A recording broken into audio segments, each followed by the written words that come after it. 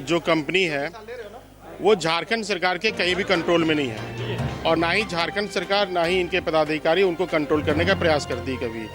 आज कोयला झारखंड का, पानी झारखंड का, ज़मीन यहाँ की झारखंड की, और बिजली जब प्रोडक्शन होता है ना ही स्थानीय लोगों को नौकरी मिलता है ना ही विस्थापितों को नौकरी मिलता है। उल्टा अगर वहाँ के प्रशासन के कोई भी पदाधिकारी प्लांट के अंदर जाना चाहते हैं, जनप्रतिनिधि को अगर प्लांट के अंदर जाना चाहते हैं तो उनको भी काफ़ी मशक्क़त करना पड़ता है। हमारा कहना है कि ठीक है कंपनी भारत सरकार की है, लेकिन अगर झारखंड में है तो झारखंड के नियमों को वो उसको फॉलो करना चाहिए। और उनका जब यहाँ पे पैर रखाता है, कदम पड़ते हैं जब उनके डीवीसी के, तो वो यहाँ पे अपने पैर को ऐसे जमाते हैं जिससे लगता है कि ये उसका बाप का जागीर हो गया है।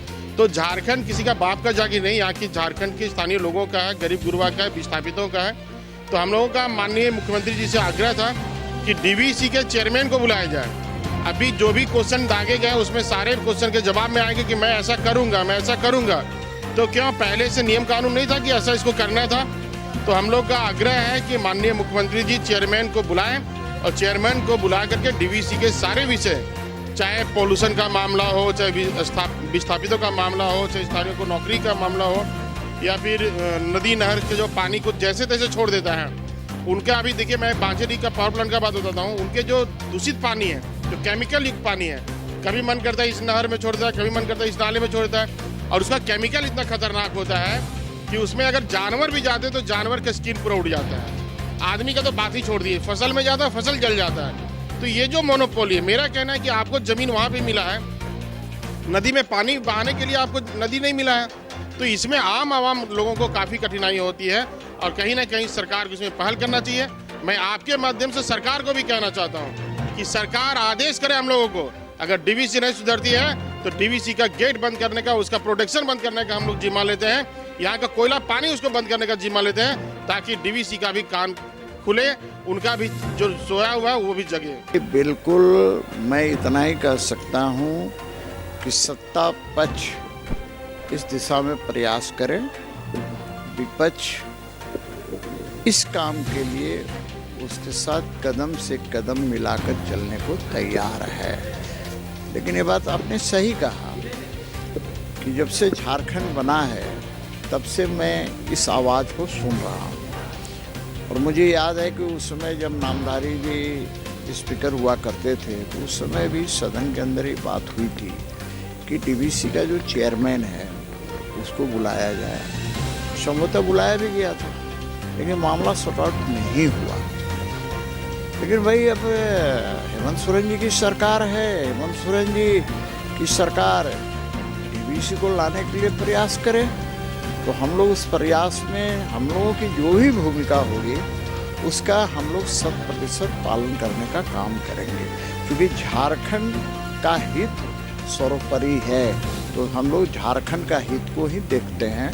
यहाँ कोई राजनीतिक हित की बात नहीं है, बल्कि झारखंड की हित के लिए जो भी करना होगा हम सब तैयार हैं। आप व्यक्तिगत रूप से मुझे तो महसूस होता है कि डीवीसी कहीं ना कहीं मनमानी करता है, इसमें कोई संदेह की बात नहीं है, क्योंकि बंगाल का वर्चस्व है। कई बार मैं उस रास्ते से आता जाता हूँ तो देखने को मिलता है कि भाई ज़मीन झारखंड का,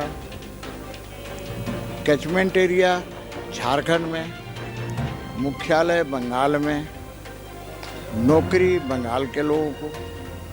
तो सवाल ये है कि भाई झारखंड का हित को तो हम लोग पहले देखेंगे ना, झारखंडियों के हित को पहले देखेंगे। केंद्र में आपकी सरकार है, एक पीएसयू कैसे बड़ा हो सकता है? देखिए, सवाल केंद्र में सरकार है तो सिर्फ हमारी सरकार नहीं है, ये सबकी सरकार है। ये कोई बांटता है ना कि उसकी सरकार, उसकी सरकार। मेरे जैसा व्यक्ति ये कहता है कि केंद्र में सबकी सरकार है। मोदी जी तो सबका साथ, सबका विकास, सबका विश्वास में विश्वास करने वाले व्यक्ति है। उन्होंने बंगाल में कहा भी है कि भाई हमारे 130 करोड़ दोस्त हैं, 130 करोड़ साथी हैं। इसलिए ये बात ही समाप्त हो जाती है जब मैंने कह दिया कि भाई हम सरकार के साथ हैं इस मामले में। बड़े गंभीर नजर आए और कहा है कि हम नकेल कसने के लिए तैयार हैं बशर्ते कि विपक्ष का मुझको साथ मिले। आप लोगों से साथ की अपील की है क्योंकि आप तमाम एरिया से हैं, क्या साथ मिलेगा मुख्यमंत्री को इस मसले पर? देखिए, कई ऐसे मसले हैं, विशेष करके विस्थापन और नियोजन पुनर्वास का मामला है। निश्चित रूप से डीवीसी को उसमें बहुत ही संवेदनशील होने का जरूरत है। और यहाँ के जो भी विस्थापित हैं, जिनका ज़मीन गया है, जिनको मुआवजा नहीं मिला है, जिनको नौकरी नहीं मिली है, जिनका पुनर्वास नहीं हुआ है, ऐसे लोगों के हितों को ख्याल में रखना होगा डीवीसी को भी। आप लोग सरकार के साथ हैं डीवीसी के मसले? नहीं, जन मुद्दे पर निश्चित रूप से साथ देना होगा। जो जनता का हित जिसमें छिपा हुआ है, वैसे मुद्दे पर सभी लोगों को राज्य हित में नहीं, जहाँ पर विस्थापन पुनर्वास और मुआवजा की बात है तो वहाँ पर डीवीसी को पूरी संवेदनशीलता।